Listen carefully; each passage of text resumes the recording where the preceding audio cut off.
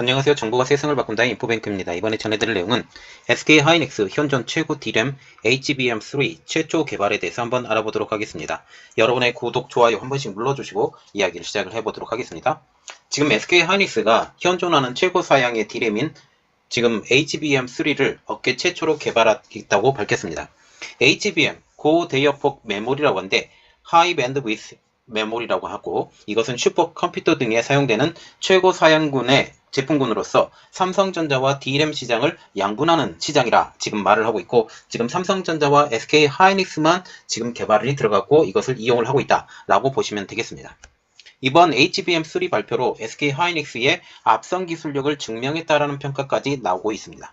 그래서 지금 우리가 알아볼 내용은 SK하이닉스 현존 최고 D램 HBM3 최초 개발입니다. 20일 날 SK하이닉스는 4세대 HBM 반도체에 해당하는 HBM3를 개발했다고 밝혔습니다.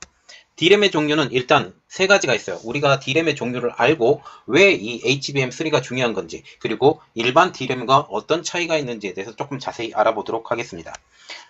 일단 D램은 세 가지로 지금 나눠지는데요. 첫 번째로 일반 D램. 이것은 지금 PC와 노트북에 많이 사용이 되고, 그리고 서버용 D램에도 지금 일반 D램들이 사용이 되죠. 서버용 D램은 조금 D램의 종류가 달라요. 그래서 지금 DDR5 같은 경우는 서버용하고 같이 쓰는 것 같은데, 이것은 자세히 알아본 다음에 여러분들에게 알려드리겠습니다. 그리고 그래픽 D램입니다. 그래픽 카드에 들어가고요. 그리고 HBM.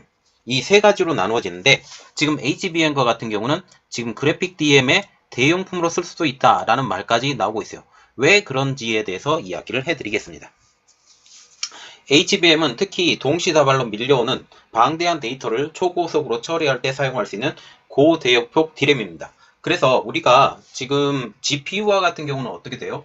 GPU는 기본적으로 지금 병렬 형식으로 데이터를 처리해요. 그리고 CPU는 어쩌죠? 직렬 형식으로 데이터를 처리합니다. 그래서 하나 처리하고 난 다음에 다시 하나 처리하고. 그런데 GPU와 같은 경우는 1, 2, 3, 4, 5, 6, 7, 8, 9, 10 이 순서대로 하는 것이 아니라 한꺼번에 여기 땅 해서 한꺼번에 처리한다라는 것이죠. 그래서 HBM과 같은 경우는 지금 DDR이 아니라 GDDR 대용으로 지금 고성능 GDDR 대용으로 지금 사용을 하고 있다라고 보시면 가능하겠습니다. 이러한 이유로 가장 높은 성능을 요구하는 데이터 센터, 슈퍼컴퓨터에 사용되는 제품이죠. 일반 D램과 그래픽 D램은 수평으로 쌓는 데 반해서 지금 HBM은 수직으로 쌓아 올려 기존 D램보다 데이터 처리 속도가 빠르게 하는 것이 특징입니다. 그러나 낸드 플래시처럼 수직으로 쌓아 올리기 때문에 개발이 되게 어렵죠. 그러나 부가가치도 높은 것으로 알려지고 있습니다. 이런 식으로 말이죠. 이거 GDDR 같은 경우인데 이게 1단으로밖에 안 쌓여져요. GDDR 같은 경우는 그래픽 D램으로 지금 알려지고 있는데, 지금 그래픽 D램의 대용으로 만들기 위해서 지금 AMD가 제일 먼저 개발을 선언을 했고, 그러나 실용화된 것은 삼성전자와 SK하이닉스가 실용화를 제일 많이 시켰죠. 그래서 지금 GDDR 같은 경우는 GPU를 만드는데 많이 사용을 해요. 그래서 GDDR5하고 HBM하고 차이가 어떻게 되느냐, 이게 적층 방식이라는 거죠. 수직으로 쌓아 올립니다. 근데 이것은 수평으로 쌓아 올리죠. 예, 이 차이가 있습니다. 그래서 TSV라고 해서 관통 전극을 뚫어서 하기 때문에 우리가 기본적으로 낸드 플래시를 생각을 하면 돼요. 낸드 플래시를 생각할 때 TSV를 사용을 하면서 지금 어떻게 돼요? 속도가 빨라지는 효과가 있죠. 기본적으로 옆으로 빠져서 전극을 처리할 때는 아무래도 이게 누수가 생겨요. 전력 누수가 생기기 때문에 이 차이가 좀 있습니다. 그래서 HBM과 같은 경우는 전체 D램 시장에서는 비중이 크지 않지만 기술 수준을 가늠하는 척도로 활용이 되고 있습니다. 이 제품은 여러 개의 D램 칩을 수직으로 쌓은 뒤에 그 사이에 수천 개의 미세한 구멍을 뚫어서 수직으로 관통하는 전극을 연결하는 TSV, Through Silicon Via 기술을 기반으로 만들죠. D램을 적층을 하면서 TSV를 통해 전극을 관통하기 때문에 일반 D램에 비해서 크기가 줄어들어요. 왜냐하면 보세요. 수평으로 쌓아간다라는 것은 어떻게 돼요? 이 크기 자체가 더 커질 수밖에 없죠. 그런데 수직으로 쌓아갈 때는 이 규모가 적어지는데, 수평으로 쌓아갈 때는 이 규모가 좌우로 굉장히 넓어지는 현상이 일어납니다. 그래서 크기도 줄이고, 그리고 관통전극이기 때문에 전력 소모도 줄이고, 그러면서 성능은 끌어올리고, 이런 것들이 가능하다는 사실이죠. HBM은 2008년 컴퓨터 메모리 전력 사용량과 폼팩터를 증가시키는 문제를 해결하고자 AMD에서 시작을 했습니다. 그런데 그것을 완성시킨 회사가 어디냐? SK하이닉스와 삼성전자가 되겠죠. 지금 SK하이닉스 기술진은 단품 D램 칩을 4분의 1 용지 한 장 두께인 3분의 1인 30 마이크로미터 높이로 갈아낸 뒤에 이 칩을 12개를 TSV 기술로 이용해서 수직으로 연결했다. 다시 말하면 D램을 12개를 사용해서 올렸다라고 보시면 돼요. 그렇게 생각하시면 됩니다. 그래서 SK하이닉스는 2013년도에 1세대에 해당하는 최초의 HBM을 개발한 데 이어서 지난해 7월 업계 최초로 3세대인 HBM2E를 양산한 바가 있습니다. 그래서 1세대는 HBM, 2세대는 HBM2, 3세대는 HBM2E, 그리고 4세대가 HBM3로 지금 해석이 되고 있죠. 이어서 1년 3개월 만에 4세대인 HBM3를 업계 최초로 개발하면서 관련 시장의 주도권을 확고히 했다라는 평가를 받고 있습니다. 그리고 이것에 대한 성능을 조금 보는데 영화 163편을 1초에 보낼 수 있다라는 말도 나오고 있어요. HBM의 세대별 성능 표준은 국제반도체 표준 협의기구인 JEDEC가 제정을 합니다. 4세대 제품인 HBM3는 이전 세대인 HBM2E에 비해서 데이터 처리 속도는 약 78%가 빠르고 동작 전압은 약 8.4%를 줄일 수가 있어요. SK하이닉스에 따르면 HBM3는 초당 919GB의 데이터를 처리할 수 있다고 말을 하고 있는데요. 이는 HAD, Full HD급 영화 5GB 기준입니다. 163편의 분량을 지금 1초 만에 처리하는 수준이다 라고 말을 하고 있어요. 다시 말하면 많은 데이터를 처리할 수 있는 데이터 센터에 이게 어마어마하게 사용할 수 있는 아주 좋은 D램이다 라고 보시면 되겠습니다. 이와 함께 HBM3 제품에는 이번에 만들어진 HBM3 제품에는 오류 정정 코드라고 On Die Error Correct 코드가 내장되었다고 합니다. 데이터 송수신 과정에서 발생하는 데이터 오류를 검출하고 수정하기 위해 별도로 주고받는 코드를 의미하는데요. 반도체는 일반적으로 0과 1로 이루어지는 이진법을 사용을 합니다.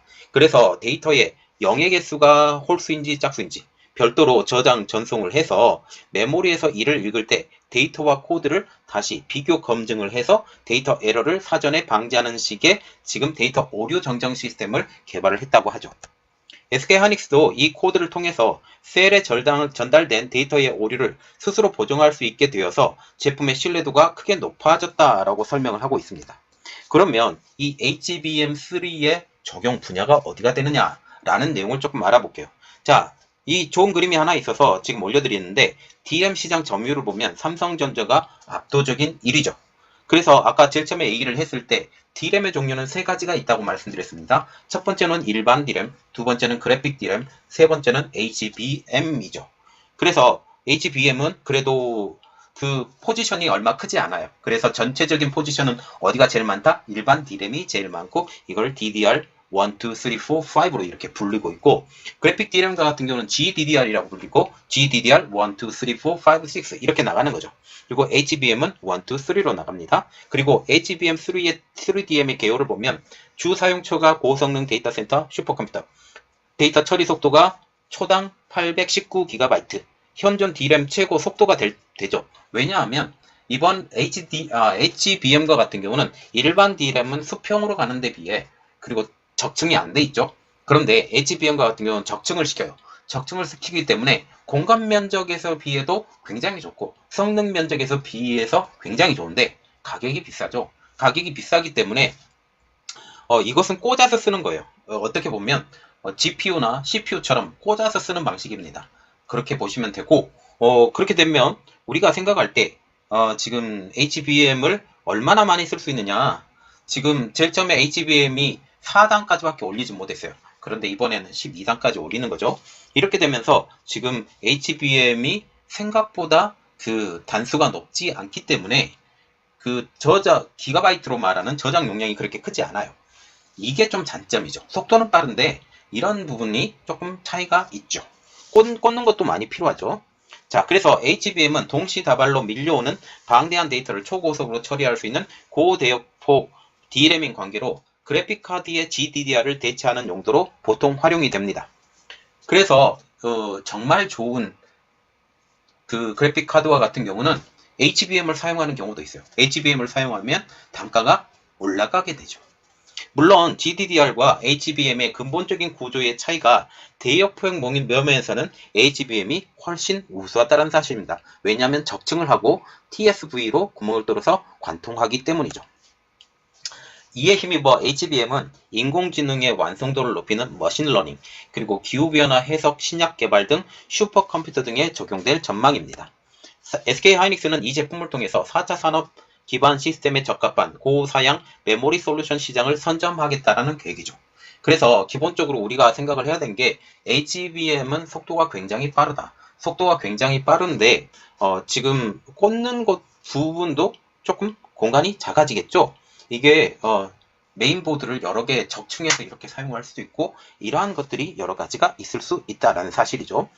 SK하이닉스 관계자는 HBM3를 지원하는 고객사의 서버, 슈퍼컴퓨터 시스템이 출시되는 내년 중반 이후 본격적인 양산에 나설 계획이라고 지금 설명을 하고 있습니다.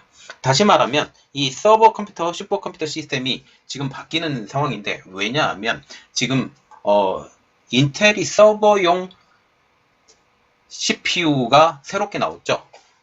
내년에 새롭게 나옵니다. DDR5를 지원하는 이 시스템이 나오게 되면 그때를 대비해서 지금 준비를 하고 있다. 내년 2월 달에 지금 이렇게 보고 있다고 생각을 하시면 됩니다. 차선용 SK하이닉스 부사장님은 이게 D램 개발 담당 분이세요. 세계 최초로 HBM D램을 출시한 SK하이닉스는 HBM2E 시장을 선도하는 데 이어서 지금 업계 최초로 HBM3 개발을 성공했다라고 하면서 앞으로도 프리미엄 메모리 시장의 리더십을 공고해야 하는 한편 ESG 경영에 부합되는 제품을 공급하며 고객 가치를 높이기 위해서 최선을 다하겠다라고 지금 말을 하고 있어요. 제가 지금 계속적으로 이야기를 하는 게 지금 슈퍼컴퓨터와 같은 경우는 지금 CPU보다 GPU를 더 많이 사용합니다.